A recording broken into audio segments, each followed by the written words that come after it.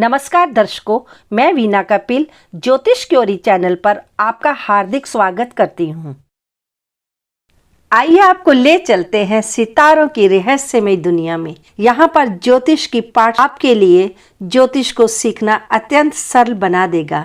अब तक हमने सीखा हमारे आकाश मंडल का स्नैपशॉट, अर्थात हमारे जन्म समय आकाश का नक्शा ही हमारी जन्म पत्रिका है। इसे ही टेवा, कुंडली या जन्म पत्रिका कहते हैं। ये जो तस्वीर हमें दिखाई देती है उसी में 12 भाव, 12 राशियां तथा 9 ग्रह, इन्हीं में हमारे जीवन का रहस्य छिपा रहता है। सभी जातकों के लिए कुंडली के 12 भाव रहते हैं। सभी की कुंडली में ये 12 भाव हमेशा के लिए फिक्स हैं, अर्थात सबकी कुंडली में प्रथम चौकोन आकृति हमेशा प्रथम भाव ही रहेगी। इसी को लगन कहेंगे तथा लगन के स्वामी ग्रह को लग्नेश कहेंगे। इसी तरह सभी भाव सभी की कुंडलियों में इसी तरह ही रहेंगे। द्वितीय भाव अर्थात दूसरे भाव को धनेश कहेंगे तथा कुंडली की प्रथम त्रिकोण आकृति ही हमारा दूसरा भाव कहलाएगी। इसी तरह तीसरा भाव, चौथा भाव, पांचवा भाव, छठा भाव, सप्तम भाव, अष्टम भाव, नवम भाव, दशम भाव, एकादश भाव तथा द्वादश भाव कहलाएंगे। हमारा प्रथम सूत्र हुआ कि भाव सदा स्थिर हैं। हमें हमेशा याद रखना होगा कि इन भावों के अंदर जो अंक लिखे जाएंगे वे अंक भाव ना होकर राशि की संख्या को दर्शाएंगे। ज्योतिष सीखने वालों के लिए दूसरा सूत्र राशियों को 12 अंकों में परिवर्तित करना सीखना है, अर्थात मेष राशि के लिए 1 अंक, वृष राशि के लिए 2 अंक, मिथुन राशि के लिए 3 अंक, कर्क राशि के लिए 4 अंक, सिंह राशि के लिए 5 अंक, कन्या राशि के लिए 6 अंक, तुला राशि के लिए 7 अंक, वृश्चिक राशि के लिए 8 अंक, धनु राशि के लिए 9 अंक, मकर राशि के लिए 10 अंक और कुंभ राशि के लिए 11 अंक, मीन राशि के लिए 12 अंक लिखा जाएगा। अब हमें ये भी याद रखना होगा कि भाव स्थिर हैं किंतु राशियां चलायमान हैं, अर्थात किसी भी भाव में कोई भी राशि अंक हो सकता है। घड़ी की सुइयों की विपरीत दिशा में राशि अंक लिखे जाते हैं। जन्म समय पूर्वी क्षितिज पर जो राशि होगी वही राशि हमारा जन्म लगन कहलाएगी तथा उसी राशि अंक से आगे गिनती बढ़ती जाएगी। उदाहरण के लिए मान लीजिए कि उस समय राशि अंक हमें 1 प्राप्त हो रहा है, तो प्रथम भाव में हम 1 अंक लिखेंगे, तो दूसरे में 2, तीसरे में 3, इसी तरह। और मान लीजिए इसकी जगह पर उस समय लगन में वृष राशि है तो हम 2 लिखेंगे पहले, उसके बाद 3, 4, 5, 6, 7, 8, इसी तरह।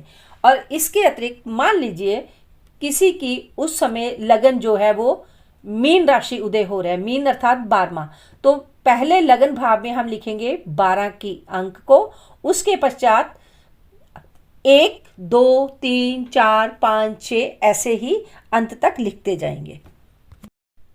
अब तक हमने सीखा कि हमारी कुंडली में 12 भाव होते हैं जो कि स्थिर हैं, 12 ही राशियां होती हैं लेकिन वो चलायमान हैं। इसी तरह 9 ग्रह हैं, 9 ग्रह भी चलायमान हैं, वो हमारी कुंडली के किसी भी भाव में आ सकते हैं। 27 नक्षत्र होते हैं, 27 ही नक्षत्रों से आगे 12 राशियां बनती हैं। तो सभी की कुंडली के प्रथम भाव को केंद्र कहा जाता है, प्रथम भाव को, चौथे भाव को, 7वें भाव को और दशम भाव को केंद्र कहते हैं। इन्हें कंटक भी कहते हैं। इन भावों में राशियां पूर्ण बली होती हैं। प्रथम भाव को, पंचम भाव को और नवम भाव को त्रिकोण कहते हैं। इसमें ये राशियां पूर्ण बली होती हैं। दूसरा भाव, 5वां भाव, 8वां भाव और 11वां भाव, इन भावों को पनफर कहते हैं। इन भावों में राशियां मध्यम फली होती हैं और तीसरा भाव, छठा भाव, नवम भाव और 12वां भाव, इन भावों को अपोक्लिम कहते हैं। इन भावों में आकर राशियां निर्बली हो जाती हैं। छठा भाव, 8वां भाव और 12वां भाव, इन भावों को त्रिक कहते हैं। इन भावों में राशियां अशुभ फल देती हैं। तीसरा, छठा और 11वां भाव, इनको त्रिशदाई कहते हैं। इन भावों के स्वामी पाप ग्रह जैसा फल देते हैं, अर्थात अशुभ फल देते हैं। दूसरा भाव, 7वां भाव और 8वां भाव, ये मारक स्थान कहलाते हैं। इन भावों में जातक को मानसिक, आर्थिक, सामाजिक और शारीरिक कष्ट प्राप्त होते हैं। प्रथम भाव, चौथा भाव, 7वां भाव और 10वां भाव, इनको केंद्र के साथ साथ कंटक भी कहते हैं।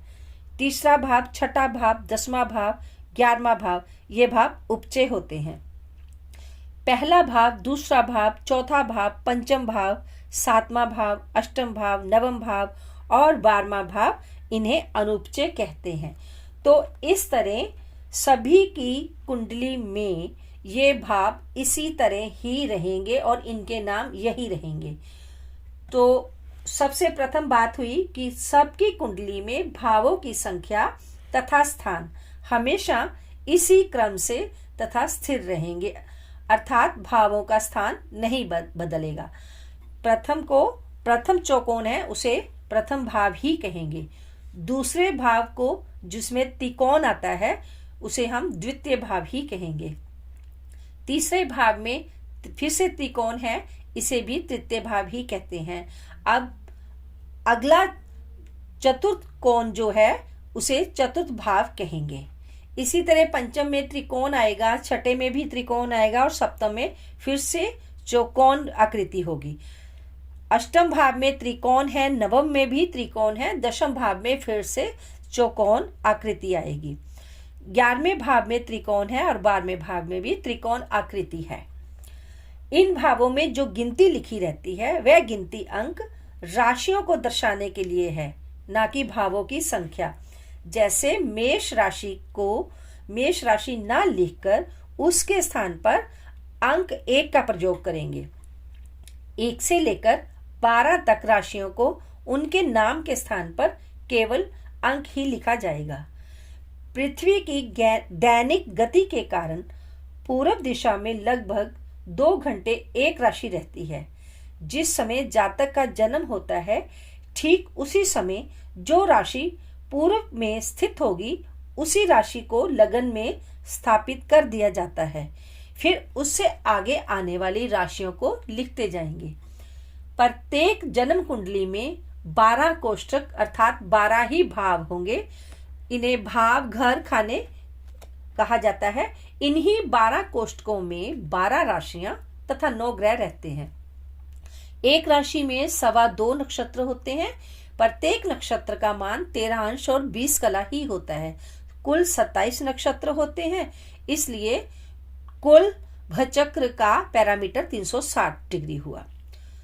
हमने अब तक ये भी जाना कि प्रथम भाव के अन्य भी पर्यायवाची नाम हैं, द्वितीय भाव के अन्य भी पर्यायवाची नाम हैं, परंतु सबसे अधिक प्रचलित है प्रथम भाव को तनु, द्वितीय को धनु, तृतीय को सहस, चतुर्थ को सुख, पंचम को सुत, षठ भाव को शत्रु, सप्तम भाव को जाया, अष्टम भाव को आयु, नवम भाव को भाग्य, दशम भाव को कर्म, एकादश भाव को लाभ और द्वादश भाव को व्यय स्थान कहते हैं।